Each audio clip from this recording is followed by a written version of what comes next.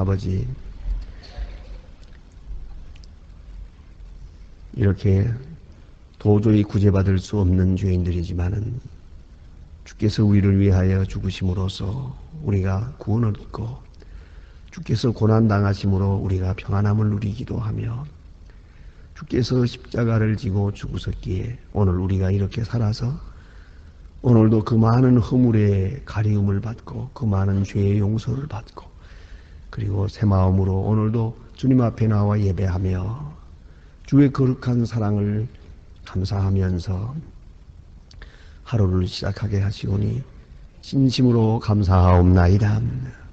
하나님 아버지, 내가 오늘 이렇게 살아있고 주의 손에 들려 쓰여지고 있다고 하는 것이 얼마나 큰 엄청난 은혜인 것을 순간순간 잊지 않게 해주시기를 기도하옵나이다.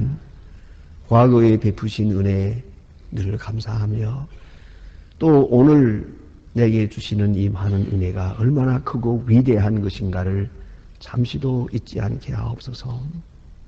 하나님 아버지, 언제 주께서 우리를 부르실는지 모르지만은 주께서 불러서 요단강을 건너가는 그날 아침까지 확실하게 이 새벽 시간은 하나님 앞에 바쳐질 수 있게 하여 주시옵소서.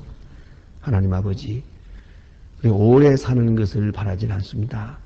그러나 건강하게 살며 위로받기보다는 위로하고 다소라도 남을 섬기며 봉사하며 살게 하시고 봉사받아야 하고 많은 사람의 신세를 져야 하는 그런 위치에 살아가지 않게 해주시기를 기도하옵나이다. 끝까지 복음을 전하며 낙심된 자를 위로하며 약한 자를 돌아보며 배고픈 자를 먹이며 그렇게 살아갈 수 있게 해주시기를 기도하옵나이다.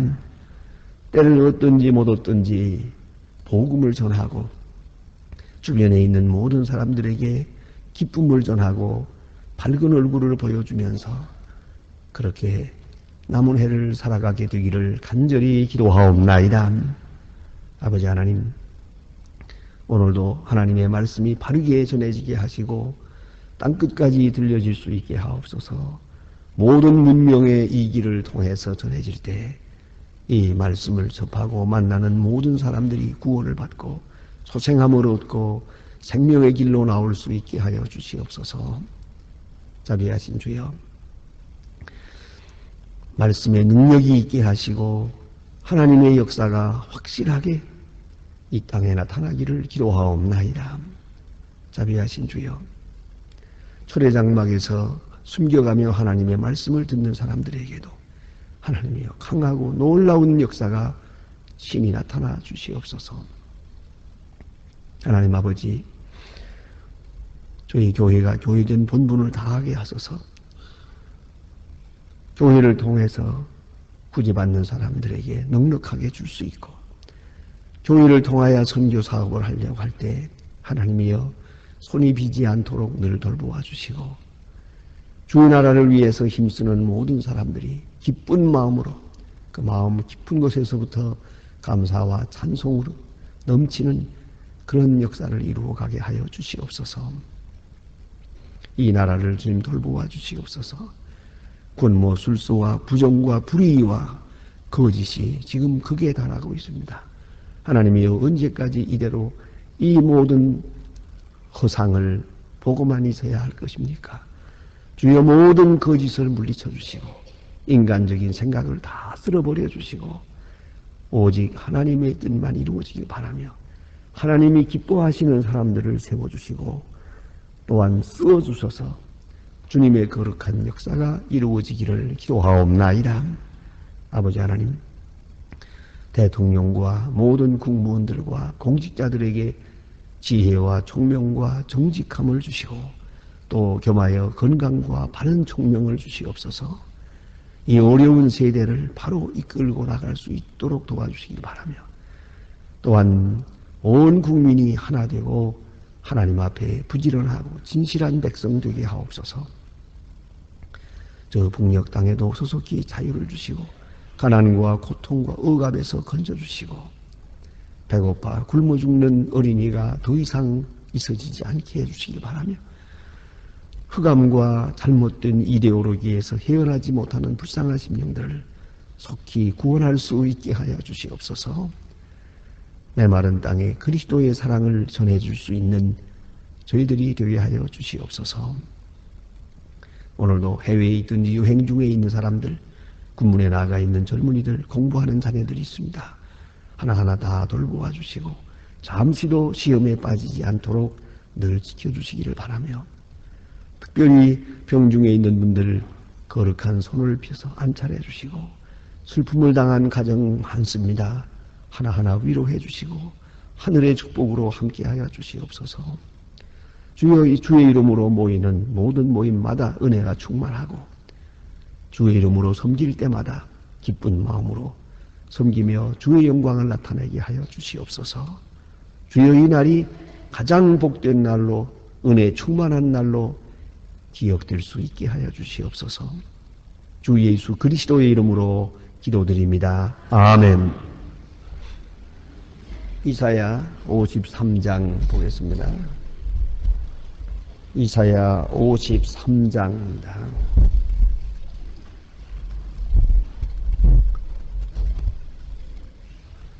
1절로 6절까지 보겠습니다. 1절로 53장 1절로 6절입니다. 지금 다 같이 한 목소리로 봉독하시겠습니다. 우리가 전한 것을 누가 믿었느뇨? 여호와의 팔이 네게 나타났느뇨? 그는 주 앞에서 자라기를 연한 순 같고 마른 땅에서 나오는 줄기 같아. 고운 모양도 없고 풍채도 없고 정말 보시기에 아름다워. 그는 멸시를 받아서 사람에게 쓸어버린 바들, 간고를 많이 겪으며 질고를 아는 자라. 마치 사람에게 얼굴을 보지 않음을 받은 것 같아서 멸시를 당하고 우리 그를 귀히 여기지 아니하였도다. 그는 실로 우리의 질고를 지고 우리의 슬픔을 당하였거늘 우리는 생각하기를 그는 징벌을 받아서 하나님께 받은 고난을 당한다 하였노라. 그가 찔림은 우리의 허물을 인함이요 그가 상함은 우리의 죄악을 인함이라. 그가 징계를 받음으로 우리가 평화를 누리고 그가 채찍에 맞음으로 우리가 나음을 입었도다. 우리는 다 양 같아서 그릇 행하여 각기 제 길로 갔거늘 여호와께서는 우리의 허물을 그에게 담당시켰도다. 아멘. 오늘 본문에 나타난 말씀은 이사야서 가운데에도 가장 귀중한 예수 그리스도에 대한 예언의 말씀이고, 또한 예수 그리스도의 구속사를 우리에게 말해주시는 대단히 중요한 말씀이옵니다. 우리는 지난 시간에 복된 소식에 대해서 공부했습니다. 복된 소식, 그것이 뭐냐 하는 것입니다. 그것은 죄 사함 받았다는 소식이요, 승리의 소식이요, 구원의 소식이요, 하나님의 사랑이 나타났다고 하는 소식입니다. 복역의 때, 징계의 때, 고난의 때가 다 지나가고 이제 은혜의 때가 왔다는 것이옵니다. 이러한 소식, 해방의 소식, 그것이 귀한 소식이요. 또 그 다음에는 그 기쁜 소식을 전하는 사람에게 복이 있습니다. 그 전한다고 하는 게 얼마나 아름다운 일입니까? 얼마나 정말 멋지고 신나는 일입니까? 복음, 이 기쁜 소식을 전하는 자, 그는 참으로 행복한 사람이다 그랬고요. 그 다음에 이제 세 번째가 뭐냐 하면은 이 복음을 믿는 사람입니다. 복음을 듣지만은 믿지 않으면 아무 의미가 없는 겁니다. 믿을 때만이 복된 소식이 될 수가 있어요. 이 소식을 못 듣는 사람 불행하죠. 더 불행한 사람은 복된 소식을 믿지 않는 사람이에요. 아주 귀한 소식이 여기 진리가 있고 생명의 말씀이 있는데 이 생명의 말씀 한마디로 인해서 구원을 받을 수가 있겠어요. 그런 좋은 소식인데 이것을 믿지 않는 사람이 있단 말이에요. 참 이게 중요한 것이옵시다. 가끔 그런 이야기를 많이 듣죠. 아주 어려운 일을 당할 때 전에는 늘 듣던 소식인데, 전에는 늘 보던 성경이지만 그때는 얘기가 다르죠. 내가 고난당할 때, 내 마음이 겸손해졌을 때 이 성경 말씀을 읽고 또 설교 말씀을 들으면 전혀 다른 의미의 말씀을 마음 깊이에서 감격하게 들을 수 있죠. 어쨌든 소식은 바로 믿어야 됩니다.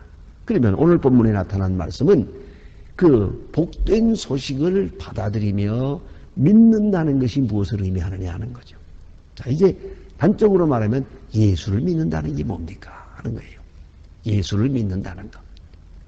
예수를 믿으면은, 그래서 예수를 믿어서 내 소원을 이루고, 내 소원 성취하고, 그래서 내 사업이 잘 되고, 내 몸이 건강하고, 아이들도 잘 되고, 뭐 그런 겁니까?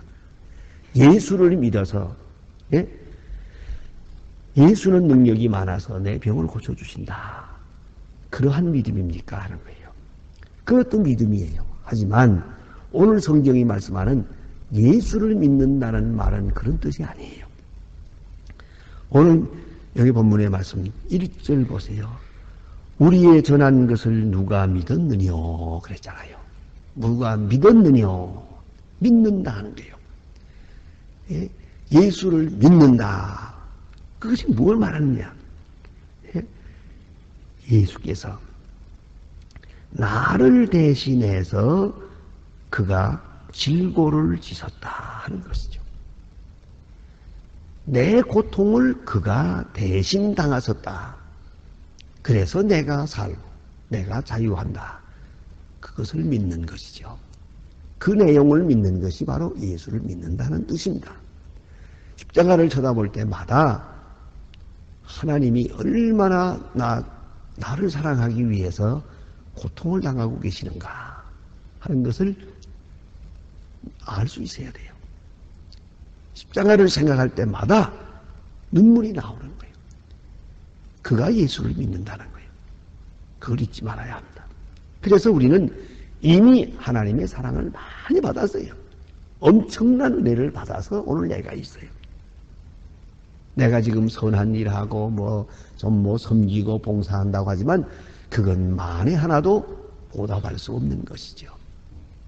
그러니까 내가 이미 받은 사랑이 얼마나 위대하고 놀랍다고 하는 것을 깨닫는 것이죠. 그래서 사도 요한은 요한복음 1장에서 말하죠. 내가 보니 아버지의 독생자의 영광이요 은혜와 진리가 충만하더라.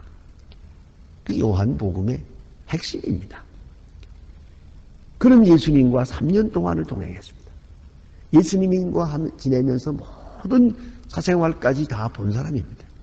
그리고 십자가에 돌아가시는 예수님을 바로 십자가 밑에서 쳐다본 사람입니다.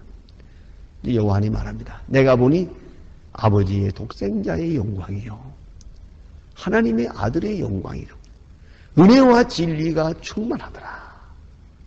바로 이러한 고백이 예수를 믿는다는 거죠. 오늘도 예수님의 십자가를 앞에 놓고 생각합니다. 왜 이것을 이렇게 계시해 주셨는가? 왜 예수를 십자가에 못 박았는가? 그리고 십자가에 못 박아놓고 말씀하십니다. 내가 너를 이처럼 사랑한다. 내가 너를 이처럼 사랑한다. 이것이에요. 그 십자가를 바라보면서 하나님이 나를 얼마나 사랑하시는가를 구체적으로 깨닫게 됩니다. 내가 십자가에 죽을 수밖에 없는 그런 죄인이거든요. 내 죄가 이만큼 크다는 것이죠. 그걸 가르쳐 주는 거예요. 너는 이와 같은 죄인이다 하는 것을 계시해 주시고 동시에 내가 너를 살리기 위하여 정당한 값을 지불했다. 이미 지불했다. 내가 너를 위해서 이만큼 희생했다 하는 것이죠. 그것이 바로 내 값이에요.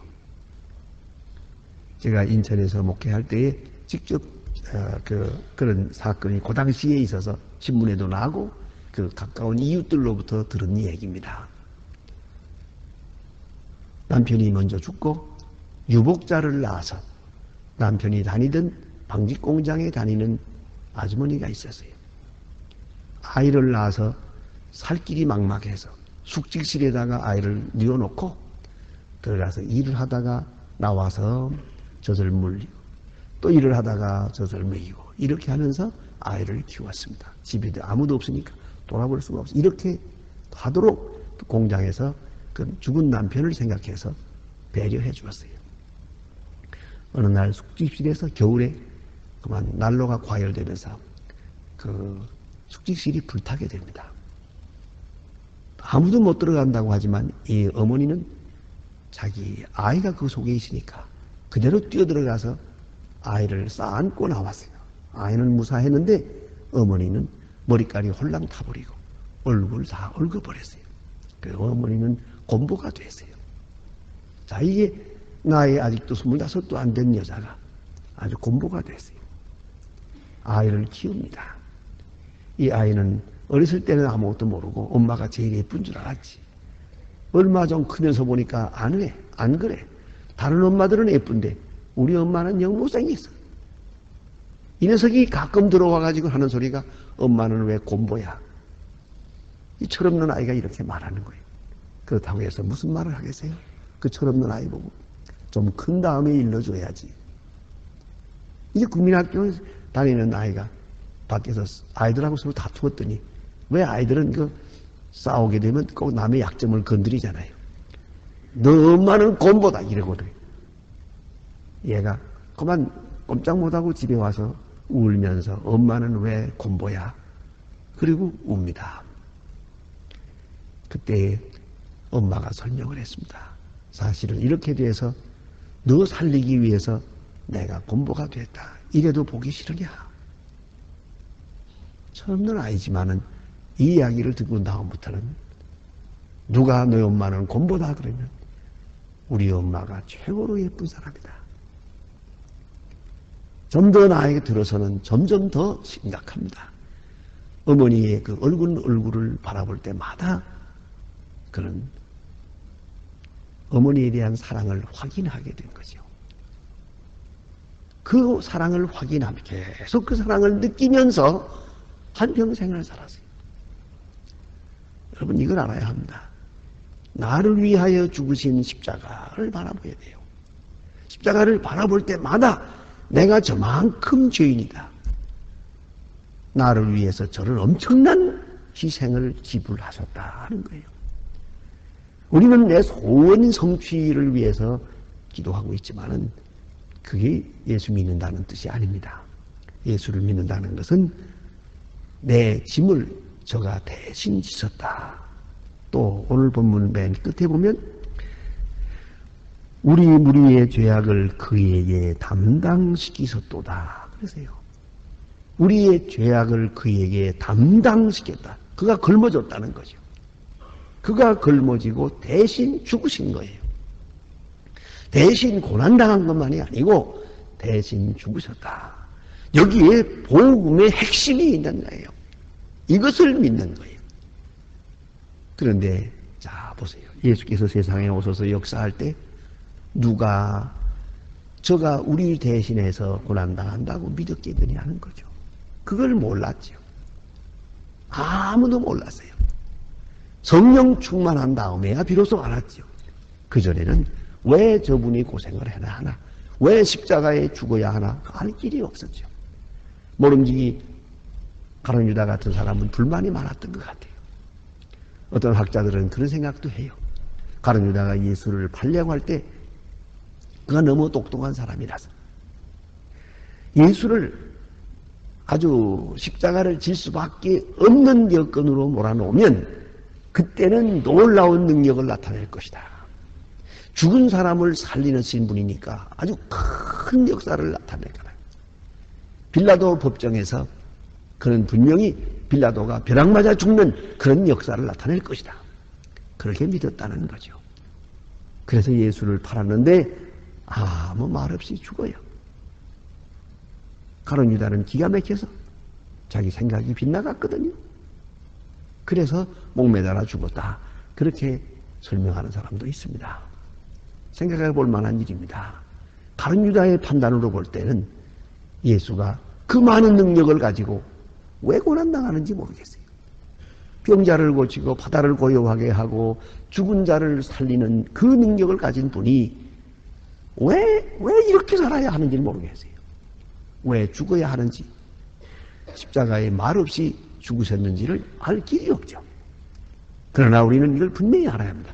하나님의 공의 앞에, 하나님 앞에서 이 일이 되어지는 거예요. 죄인을 구원하기 위해서는 의인이 죄인처럼 죽어야 됩니다. 자, 그런데 우리를 구원하시기 위하여 이 땅에 오셨는데 아무도 그를 알아보지 못했어요. 바르게 알아보고 나를 위해 죽으셨다고 생각하는 사람이 예수를 믿는 사람이에요. 그걸 모르면 어떻게 되느냐. 여기 보니까 그는 멸시를 받아서 사람에게 실어버린 바 되고 간고를 많이 겪고 질고를 아는 자라. 마치 사람에게 얼굴을 가리우지 보지 않음을 받은 자 같아서 멸시를 당하고 우리도 그를 귀히 여기지 아니하였도다. 십자가 지신 예수를 많은 사람은 비방했습니다. 비난했습니다. 십자가는 너무도 끔찍한 일이라서 심지어는 무슨 말하는 중에라도 십자가 얘기를 못하게 했습니다. 그런 기록이 있습니다. 로마 황제의 기록에는 식사 중에는 어떤 경우에도 누구의 십자가든 간에 십자가라는 말을 못하게 했습니다. 그 말만 나오면은 그만 입맛이 없어지니까. 너무나도 끔찍한 일이니까. 자, 우리가 생각해요. 이렇게 죽으셔야 할 이유가 뭐냐? 바로 그것이 나를 대신한 것이라는 걸 잊지 말아야죠. 대신했다면 그것이 바로 내 모양이라는 걸, 내가 죽어야 할 모양이라는 걸. 그걸 생각해야 합니다. 자, 이제 다시 또 4절에 보니까 그는 실로 우리의 질고를 지고 우리 슬픔을 당하였거늘 우리는 생각하기를 그는 징벌을 받아서 하나님에게 맞으며 고난을 당한다 하였노라. 하나님에게 고난을 당한다 생각했다 것입니다. 여러분, 오늘도 그렇습니다. 예수를 믿고 소위 흔히 말하는 예수를 생각한다고 해서 혹은 선생으로 생각한다고 해서 기독교인은 아닙니다. 이제는 아예 기독교가 아니라고 선언을 했습니다만, 예를 들면 통일교 같은 거, 그건 기독교가 아닙니다. 처음부터 기독교가 아닙니다. 그런데 그동안에 기독교인 척하고 있다가 몇 년 전에 우린 기독교가 아니다 하고 공포했죠. 그럼 왜 기독교가 아니냐? 간단합니다. 예수의 십자가를 실패해서 돌아가셨다는 겁니다. 예수가 우리 죄를 위하여 그 많은 능력을 가지고 그 능력을 나타내지 아니하시고 대신 죽으셨습니다. 그것인데 그들은 생각하기를 그게 아니에요. 김선명 씨가 풀이하는 예수 그리스도의 십자가는 그렇지 않습니다. 그건 확실하게 말합니다. 그만 정치운동하다가 그만 실수해가지고 제자에게 팔려서 죽었다. 예수는 실패했기 때문에 나는 성공할 것이다. 그게 나오는 거예요. The Messiah must be rich 라고 하는 말을 했습니다. 우리나라에서는 말 안 했는데 미국 가서 그 소리 했습니다. 제가 확실하게 그것은 그 자료를 가지고 있습니다. 메시아는 반드시 부자라야 한다. 가난해가지고 어떻게 메시아가 되느냐? 33살에 죽고 어떻게 메시아가 되느냐? 이렇게 썼습니다. 여러분, 자, 어떻게 생각하십니까? 그런 거로 통일교는 기독교가 아닙니다. 예수의 십자가, 그 엄청난 십자가의 역사를 모독하고 있는 거예요. 여기 보세요. 바로 이런 얘기가 아닙니까? 그는 징벌을 받아서 하나님에게 맞으며 고난을 당한다 하였노라. 비웃었다는 거죠. 신앙이 없는 사람은 십자가를 비웃어요. 자기 죄 때문에, 자기 실수 때문에 그는 죽어야 했다고 생각합니다. 이렇게 비방합니다. 그렇습니다. 참 사랑은 사실 언제나 비방을 받습니다. 여러분도 아마 그런 때가 있을 거예요. 나 누구를 사랑합니다. 그를 위해서 내가 그 허물을 덮고 또 내가 많은 것을 참고 있습니다. 예? 해야 될 말도 많지만 다 참고 지냅니다. 그러면은 참고 지내면 저쪽에서 생각하기를 나를 사랑해서 나를 용서하고 이렇게 다 참아주시는구나 하고 이렇게 봐주면 그거 좋겠구만. 그러면 그 사랑이 뜨거워지겠지만은 내가 지금 사랑해서 사랑하는 마음으로 참는데 저쪽에서는 몰라서 참는 줄 알아요. 능력이 없어서 참는 걸로 멸시해버려요. 이 멸시라고 하는 거하고 사랑하고는요 묘한 관계가 있어요. 멸시를 받을 때, 자 이제 사랑 때문에 멸시를 받습니다. 사랑 때문에 약해졌고 사랑 때문에 희생하면서 멸시를 받습니다. 멸시를 받고 불만이 있으면 사랑이 아니에요. 그걸 알아야 합니다. 멸시를 아무리 받아도 좋아요. 아무리 천대를 받아도 좋아요. 왜요? 사랑하니까. 사랑하는 사람을 위해서 하는 거니까. 그래야 사랑인데 멸시를 받을 때 못 참겠어요. 내가 이건 못 참아. 더는 못 참아. 이렇게 되면은 그건 사랑이 아니고요. 또 사랑받는 쪽에서 생각합니다. 상대 나를 위해서 희생하는 자를 멸시하게 되면 그건 사랑이 아니에요. 나를 위해서 사랑 때문에 희생하는 자를 알고 이해하고 소중히 여겨야죠. 저가 나 살리기 위해서 죽고 나 잘되기 위해서 고생하고 나 명예롭게 하기 위해서 저가 저렇게 참는구나. 그 참는다고 하는 그 사실을 이쪽에서 이해해야 되는 거예요. 그것이 믿음이에요. 그리할 때 그 사랑의 생명력이 작동하는 것이죠. 그렇지 않습니까? 자, 오늘도 가만히 보세요. 어머니가 자 이제 아버지 없이 아이를 키우면서 고생 많이 합니다. 그 많은 고통을 참고 지냈습니다. 그리고 그 자식들 놀이에서는 우리 어머니가 나를 위해서 이렇게 고생을 했다. 그 어머니를 볼 때마다 그 얼굴에 주름살을 볼 때마다 늘 감사한 마음을 가지면 그게 바로 모자간의 사랑이 아니겠어요? 그러나 그 사랑이 없고 믿음이 없는 사람은 어떻게 하느냐? 누가 하라는 고생했냐고? 누가 나라는 거 나누고 후회하다니냐고? 지 자식 제가 키웠는데 뭘 고생이냐고? 이렇게 나온다면 어떻게 되겠어요? 이런 기가 막힌 일이 되세요. 이게 바로 배륜이요, 배반이요, 배신이라는 거 아닙니까? 오늘 여기 보니 예수께서 우리를 위하여 고난을 당하시는데 자기 죄 때문에 고난당한다. 하나님에게 저주를 맞았다.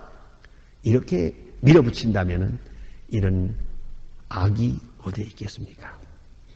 그런 거로 우리는 생각해야 합니다. 확실하게 생각합니다. 그가 징계를 받음으로 우리가 평화를 누리고 그가 채찍에 맞음으로 우리가 나음을 입었도다. 우리는 다 양 같아서 그릇 행할 같지만 우리의 모든 죄악을 그가 담당하셨다. 네, 대신 죽으셨다. 확실하게 깨닫고 믿고 나갈 때 엄청난 사랑의 능력을 그 생명력을 체험하게 될 것입니다. 기도하십시다.